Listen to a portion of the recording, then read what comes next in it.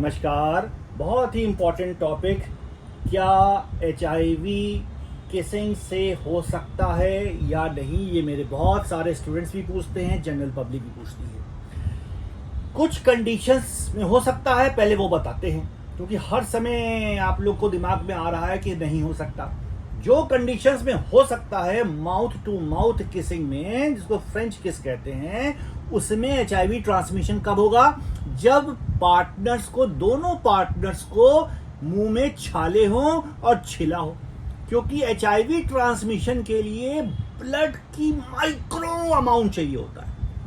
यानी कि अगर कहीं ब्रीच है, छिलन हुआ है, तभी ट्रांसमिट होगा। यानी कि मुंह में अल्सर है, मुंह में छाले हैं, ब्लीडिंग गम्स हैं दोनों पार्टनर को, तो HIV ट्रांसमिट हो जाएगा।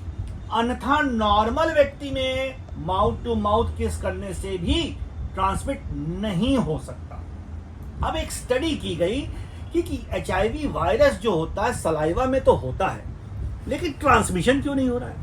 तो कई फैक्टर्स देखा गया कि सलाइवा में कई एंजाइम्स होती हैं, लाइसोजाइम्स होती हैं, जो HIV के ऊपर के शेल को खराब करती हैं। IgA सिक्रेटरी एंटीबॉडीज होती हैं जो ऊपर के शेल को मार देती हैं। इसके अलावा HIV वायरस सलाइवा में बहुत ही कम अमाउंट में होता है। तो इस आधार पे एक स्टडी कर दी गई कि कितना अमाउंट हो। तो एक्सपेरिमेंटली केवल लैब में देखा गया कि अगर 5 से 6 लीटर सलाइवा अगर ट्रांसमिट हो, तब चांसेस हो जाती हैं HIV ट्रांसमिशन की ओरल किसिंग में। तो 5 लीटर तो सलाइवा ओरल किसिंग से ट्रांसमिट नॉर्मली हो नहीं सकता। कोई हाथी तो है नहीं कि हाथी किसिंग में 5 लीटर सलाइवा जाएगा।